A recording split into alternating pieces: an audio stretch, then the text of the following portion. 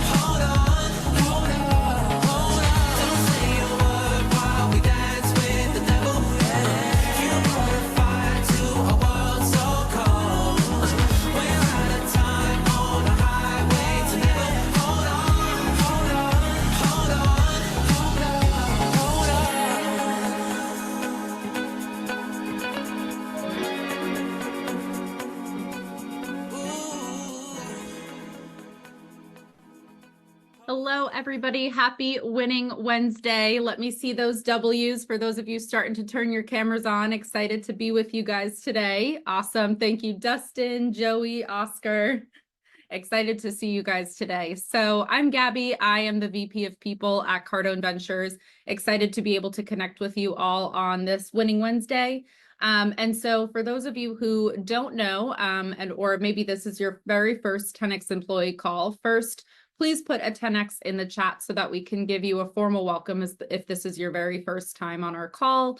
But for those of you who do know and are familiar, maybe more of a 10X employee veteran, would love to kick off with just some wins, which is how we start every single Wednesday call, so that we can talk a little bit more about what has gone really well for you in the last couple of weeks versus where maybe, and also not only acknowledging what's gone well, but how you were able to actually contribute to that success and what you would do all over again in order to make sure that you continue to have that in the future, because I view this call as a really great opportunity for us to learn from one another. We all should be valuing each other's experiences and really getting value out of what other people have to share.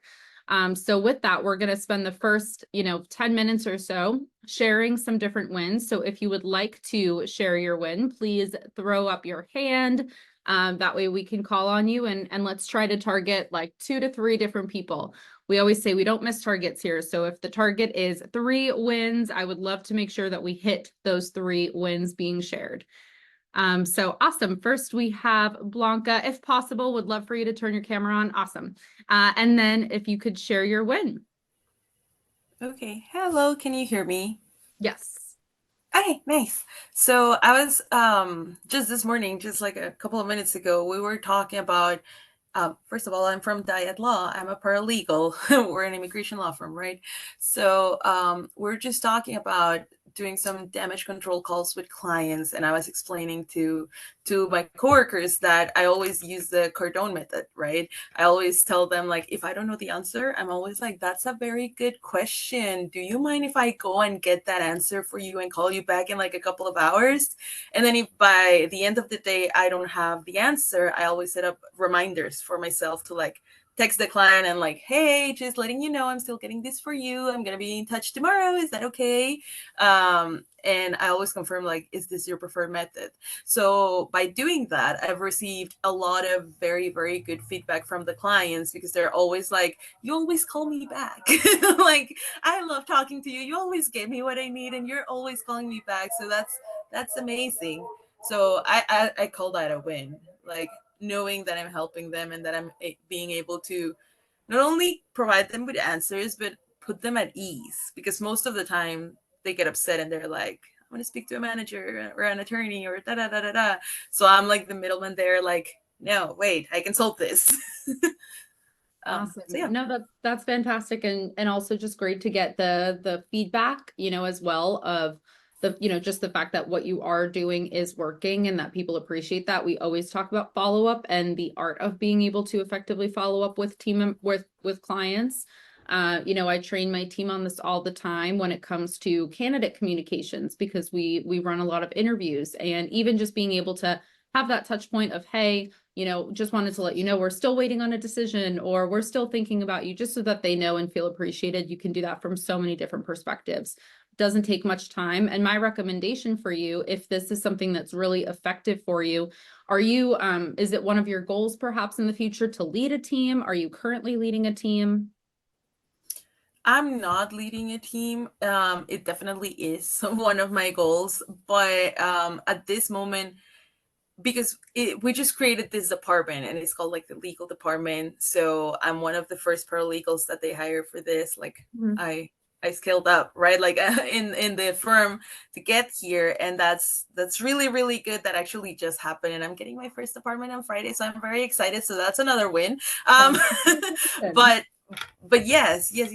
So I forgot the question. Sorry. No, that's okay. What my point was really going to be is, if you are going to be managing a team in the future, or if that's something you aspire to do, and then that you have a lot of success with your follow-up methods, really being able to document that. Maybe it's a certain template that you use that, you've received great responses around, or maybe it's, a certain time frame in which you do certain follow-up steps.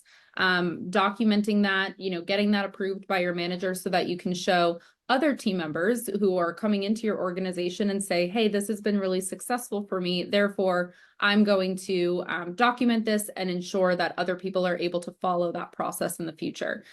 So that's an awesome win, but also just a suggestion or recommendation if you are looking to scale those practices.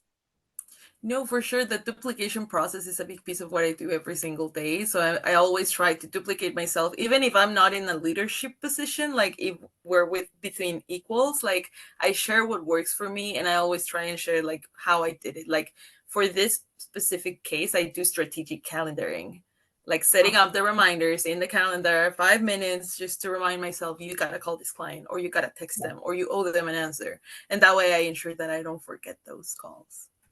Awesome. Yeah. No, that's really great. Thank you so much again for sharing that. Do we maybe have 2 other people who would like to raise their hand and share a win, so that we can kind of talk a little bit more about just what has gone really well over the last week? Hopefully you guys are all experiencing wins. So especially for our clients, team members, would love to hear from you guys specifically. if there is anything you would like to share.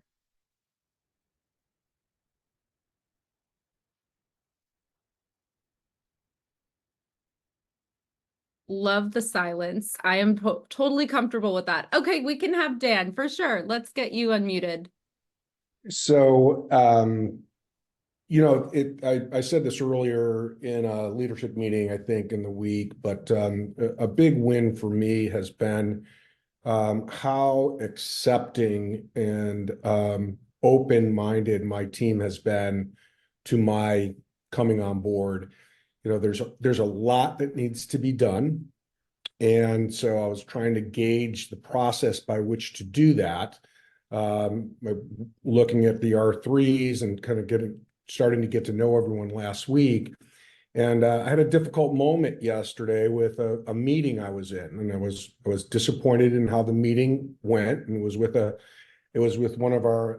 Enrique from SBU, one of our clients, and it's clear to me that we've got to have a really fluid, successful relationship with all the SBUs. And at the end of the meeting, I asked everyone to stay behind after Enrique left, and I said, I am going to give that meeting an F, and proceeded to explain to them exactly why and what we need to do going forward, to advance ourselves so that 10X MS has credibility with these SBUs. And I wasn't sure how people were going to react.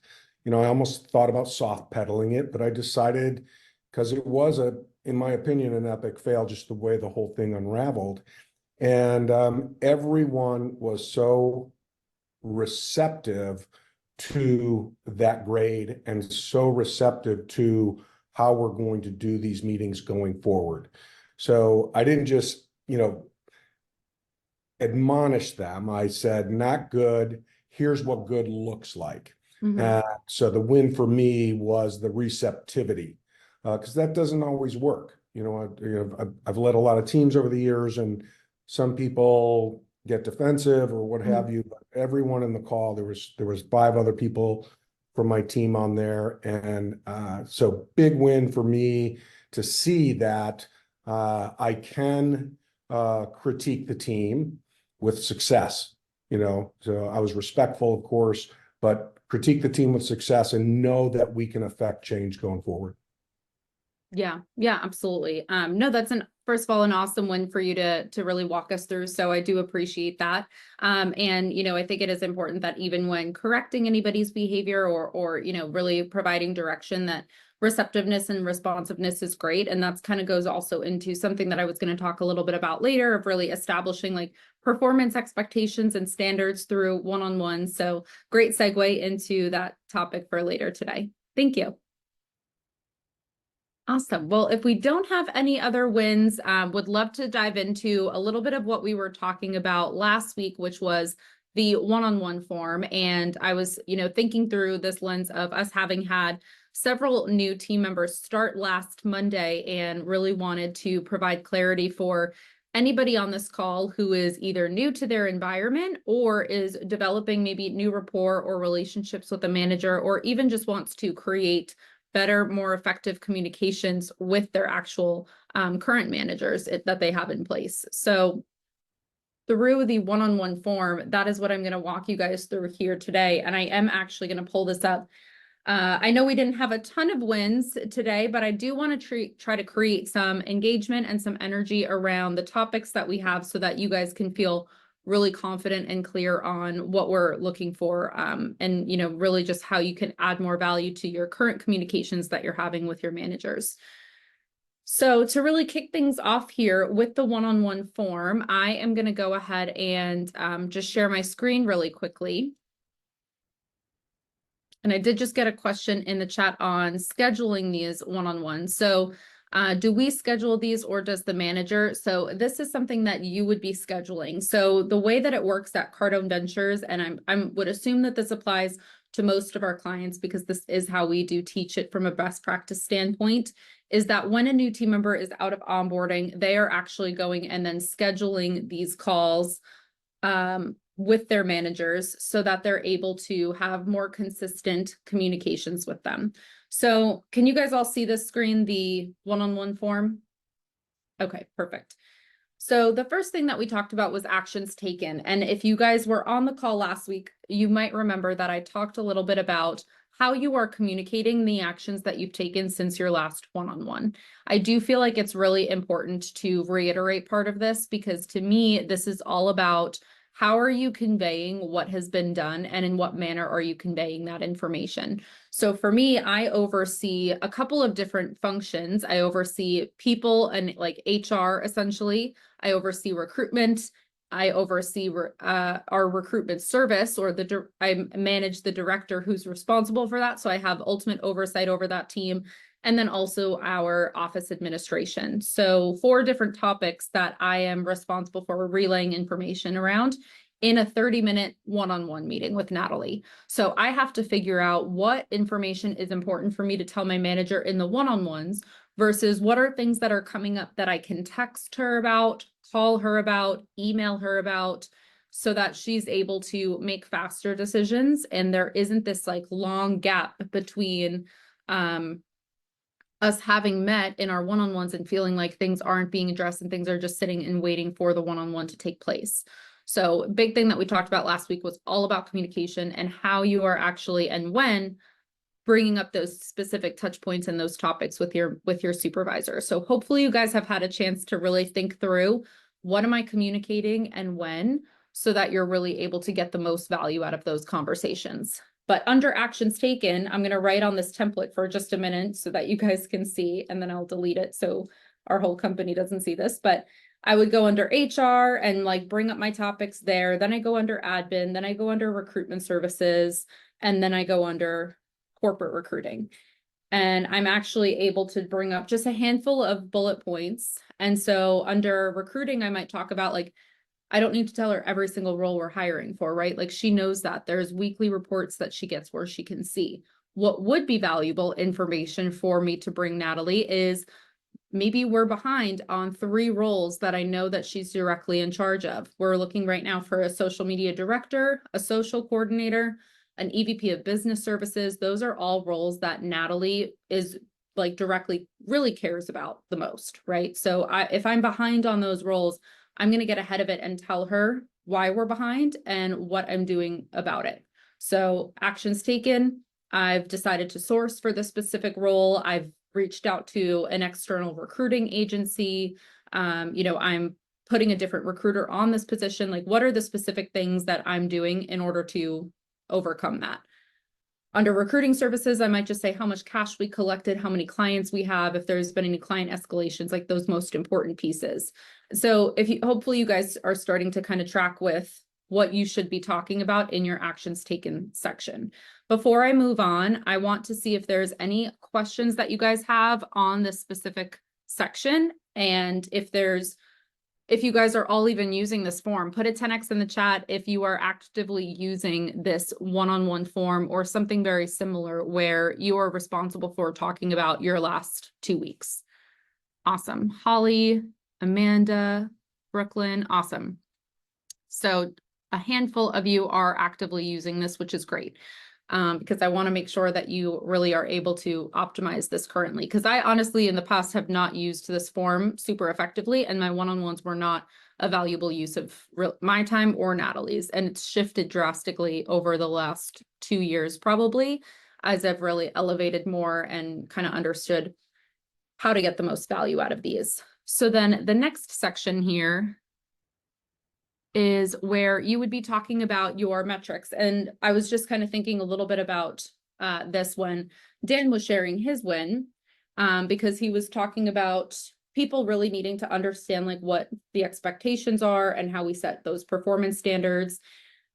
And so what's important about this particular topic for, the 10 of you, hopefully there are more, but at least the 10 of you that mentioned you are using this form, is that you are actually being asked to reflect on how you are performing relative to your metrics.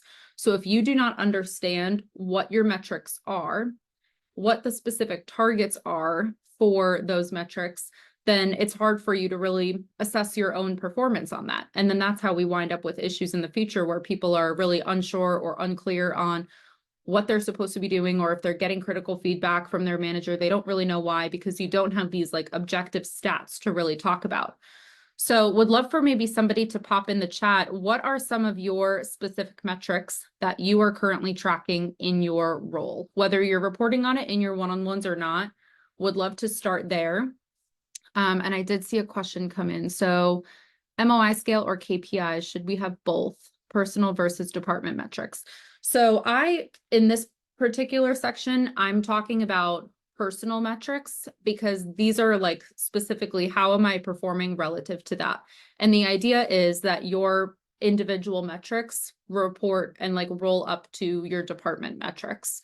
So in the case of recruiting, the metrics for my recruiters might be how many interviews they're meeting per day, how many, candidates they're directly sourcing versus how many successful like interviews that they're having, which ultimately rolls up to my metric, which is the department metric, which is, are we hitting our target start dates? So all of those individual pieces should be able to roll up to the department. And then MOI scale, you could, but I honestly put in my actual metrics. So for me,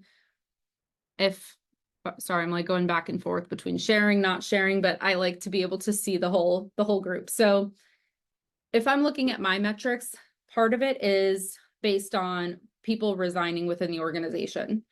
We obviously don't want that in most cases. Sometimes people quit and that is okay because maybe they just weren't the right fit. But in some cases, we want to be sure that we're monitoring that. So I actually have to report on what our specific resignation rate is in comparison to what it was for that month versus what my target is.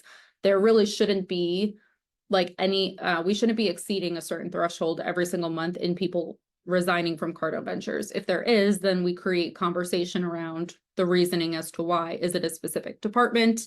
What conversations am I having in order to make sure we're improving that stat?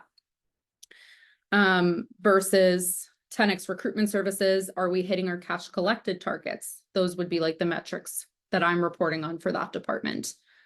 So would love to get maybe some initial ideas around, if you guys just want to like throw them in the chat. So we have a couple of, based on the role of the organizations. I don't know if that's a question or if it was a response to my question. If there's more that you have there, Miguel, definitely let me know. But just throw some ideas in the chat. If you guys are tracking against any metrics right now within your role or even within your department, let's throw those in the chat. What are you guys tracking and reporting on every day, week? Calls made, awesome. Let's get some more in there. Meetings booked, appointments made, awesome. I'll give you guys a minute or so to type, but hopefully you guys can start thinking through this. Deposits. Awesome. Handful more amount of transfers made to the new payroll system. So these are things that are ultimately determining whether or not you're successful in your role, sale or no sale. So if you don't know exactly what your metrics are, an action item coming out of this 10x employee call would be to ask your manager what your specific performance metrics are. So most people at Cardone Ventures are signing off on their metrics within the first week to 4 weeks, because this is what they're specifically incentivized off of. But there's also ways to really determine whether or not people are performing in their roles in other ways as well. So for management, revenue target by location, that makes total sense. And then for a DM, revenue target by their district. So I think when you're reporting on this in your one-on-one, in an ideal scene, the way that this is being tracked can get linked out in here. So if you're tracking something in HubSpot, or if you're tracking something in a Google spreadsheet, actually linking that out here would be my recommendation, because it helps the manager go in and 1, verify it, but 2, be able to provide coaching and support if you are behind on those metrics. So if Joey was behind on his appointments made, his manager could go in and see this tracker and see, okay, how many calls were made, maybe how many people responded and how many calls got connected versus what appointments actually came from that. And if he's noticing, oh, well, Joey has like lower calls one day, then that would explain the lack of appointments being made.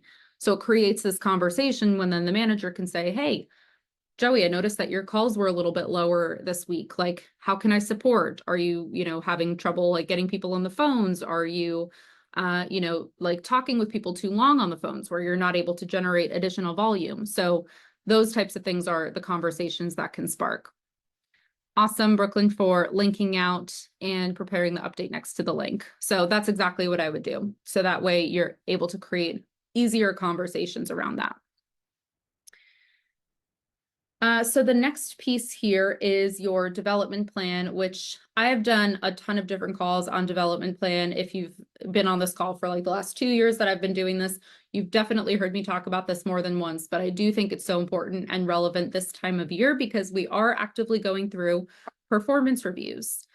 Throw a 10X in the chat again if you guys are actively going through performance reviews right now, or if you know they're coming up in the next couple weeks as we get towards the end of the year. I hope there's more than that. Great. Okay. They're coming in. Maybe I'm just a little impatient, but I'm like, let's see. The chat should be blowing up. Ideally, people are going through the performance review process. Coming up. Okay. Awesome. Because most of the time these are done at the end of the year. It could be at a different point depending on your organization and how that's structured. But in an ideal scene, they're at least happening once or twice. So you have done it. Awesome. This development plan is what comes out of a performance review. However, regardless of if you are, let me share my screen again for like the 5th time.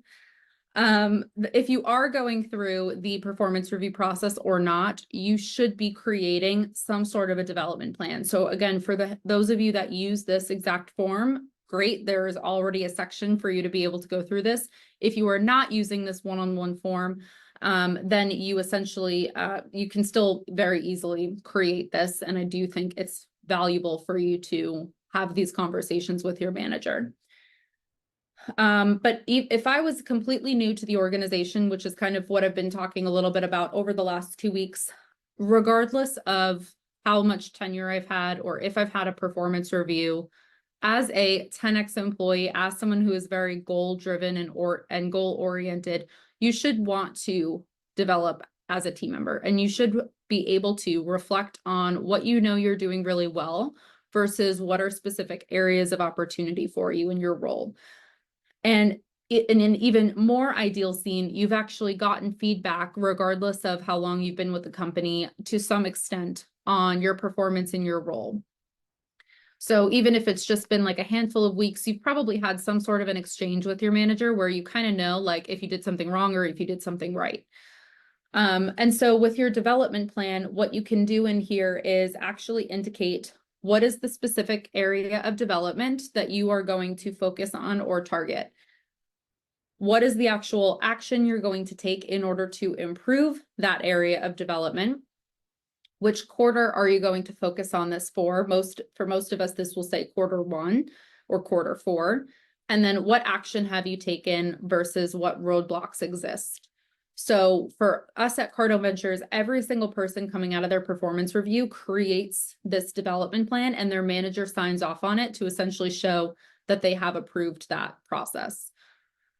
And so I just think it's so important though, regardless, because it really gives everybody an opportunity to actually reflect on how they're doing. I would not have made the strides and been where I am today at CV if I have not had these really like honest conversations with Natalie. I've gotten some very direct feedback over the years on what I need to be doing better. And I think Natalie just posted a video today of people who are afraid to have tough conversations. But I think the first step to creating a great development plan is to eliminate that fear of having hard conversations or eliminating that fear of giving or receiving critical feedback, because ultimately that is the next step and the key to being able to grow. And so when people do actually receive that feedback and they are committing to taking specific action in order to improve that, that's really where we see the most growth within Cardone Ventures. And so as some ideas, first of all, if you guys want to put something in the chat too about a specific area of development that you've been working on over the last year, or one that you know you need to work on, please do so. For me, this has always been about developing my executive presence. I've been in rooms of executives that are much older than me, like people who are like way more experienced and like have all of this confidence and all of these years under their belts. And it can be incredibly intimidating for someone like me who has, you know, a handful of years of experience in comparison to the deals they've worked on and what they've built. And for me, it's always been about just developing my executive presence so that I can really feel confident in having those conversations with them. And I think this is where I've improved the most over the last year, is not being afraid or timid around having really authoritative conversations with people like that in the room. But the specific thing that I did in order to improve in that area was really just by forcing myself to speak up in every leadership meeting that we had. I always wanted to commit to putting some sort of an agenda item so that there was something for me to talk about and really ensure that like everybody in the room understood what was expected from my perspective. And so there's specific things that I did in addition to consistently asking Natalie, like, what else do you need to see from me, and what have you done in order for you to develop that executive presence? And so those are just a handful of things. So let me kind of see what came through here. So certified management certification, communication development, communication skills. So these are incredible. I think the communication piece is literally exactly what I just shared. Now, if you were to really tell yourself, okay, I'm going to improve on my communication skills, that's great. But when it comes to the development plan, it actually forces you to think about how you're going to do that. If you don't commit to a specific action, it's really hard for you to hold yourself accountable to improving your communication skills. So my challenge to you and my homework for you guys would be to come up with 2 to 3 areas of opportunity that you have, and really ask yourself, what am I specifically going to do in order to improve? So if we have a couple ideas here, how could you improve your communication skills? What are some things that you could do?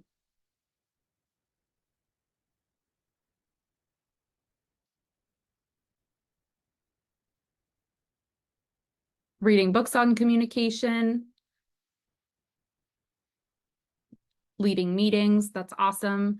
There's tons of different things that we could do. There's like podcasts that you can listen to. There's role plays that you could do. This is one that I would highly, highly encourage. If there's someone in your organization that you feel just like captivated by, that you're like, I would love to be able to speak like them one day and to communicate and get up in front of a room, ask that person to be a mentor and sit with them for 30 minutes a month and do role plays and practice.